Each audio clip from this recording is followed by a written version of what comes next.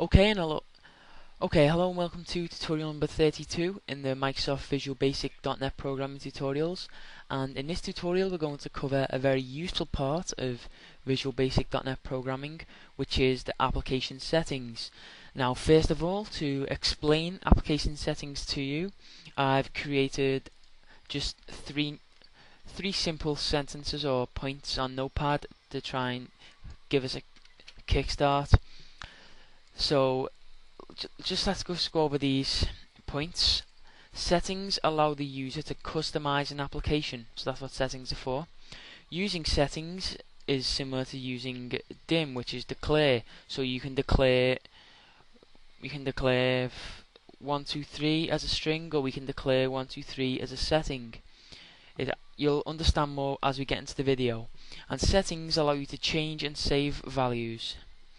So what we're going to do is, first of all, we'll go over what a setting is, how to create a setting, how to use a setting in application, and then how to change a setting. So first of all, let's create a new project and we'll call it application settings. And so we're going to have to try and rush through this a bit because we haven't got much time because of the YouTube limit. And go ahead and go to File and Save All, and this will save your project, and we're going to save it to desktop. So click Browse and go to your desktop if it isn't there now. But I'm going to do that now. Save to desktop as application settings, and this will just allow you to access your exe, and I'll show you to do that if you didn't know before. So now that we've got our form, let's say we wanted to give the user a welcome message. We'll just put a label there, just add a label from the toolbox. And then up here in the form 1, the sort of border here, double click and this will bring us to form 1 underscore load.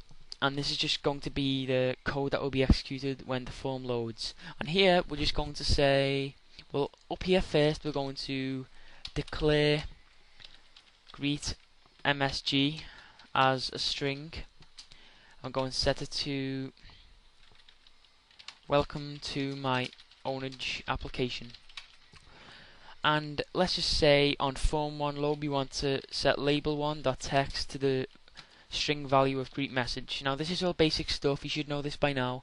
All this is going to do is set label1 text to greet message. So if we debug this, and here we have welcome to my ownage application. And now let's say we want to change this greet message. Well, first of all we're going to add a button, and we're also going to add a text box. And the text box is going to act as the string we want to change it to, and the button is going to act to execute the code. So change the text on the button to change, and just put the text box above it. Okay, so double click change, and all we're going to do is give the variable greet message a new value. So we're going to say greet msg equals textbox1.text, and what that's going to do is just say, okay, now the string value of greet message is textbox1.text, which would be the text inside textbox1, and then we need to set it as label1.text. So we'll just type label1.text equals greet message again. Okay, so now I'm going to show you how to build your application quickly. Go to build and build application settings, and then we'll go to the desktop where my folder is located. Open up your folder, then go to the folder name, then go to bin, then go to release, and here's your exe. Now please keep this folder open because we're going to need it during this tutorial. So open up the binary and we'll have welcome to my own application. Let's change this to welcome to the application, guys. Click change and you'll notice that the label changes. So now you might think, okay, that's changed, so when we reload this form that's going to say welcome to application, guys, but you're wrong, because it's going to say welcome to my ownage application. That's because up here we declare greet message as welcome to my ownage application, so that thinks, okay, that's what the string is, so we'll display this. So we haven't actually changed it yet. So how could we get around this? Well, we can use something called application settings to allow us to change the value and then call it when we load the form. So go ahead and go to the Solution Explorer, and I've just deleted all the code inside here. You should do that as well. So go to the Solution Explorer, right click Application Settings, go to Properties, and then down here on the left on Settings, this is how you can declare a setting. So we're going to type the name as greet text, it's 2 T's there, and the value is just going to be the string welcome to the app. And all this is similar to declaring a variable. It's just going to declare a greet text as a string and leave the scope as user, and it's going to set it to the value of welcome to the app. Okay, now we have the application setting. How do we use it?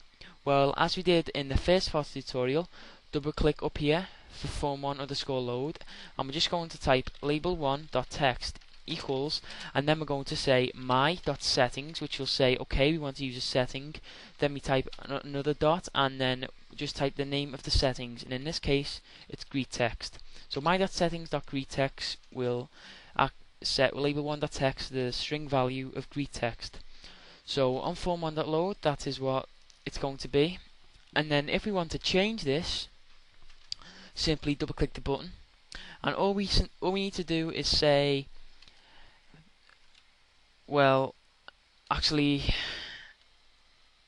we'll just do this here. We'll say my.settings.greetText equals textbox1.text. It's similar to the way we did it before, where we just changed the variable to the value of textbox1.text, but here we're just going to change the value of my.settings.greetText to textbox1. So go ahead and build this.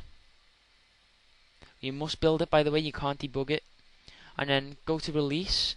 If we open it, it'll say welcome to the app. Let's change it as poo poo poo. Change, and it won't change yet. You close it and reopen it, and you'll see here that the label 1 is poo poo poo.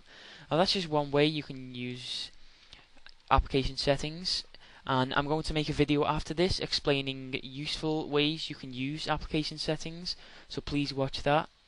And thanks for watching this video. If you have any questions, just leave a comment. If you have any suggestions or requests, leave a comment, and please rate the video and subscribe. Please watch part 2. Thanks.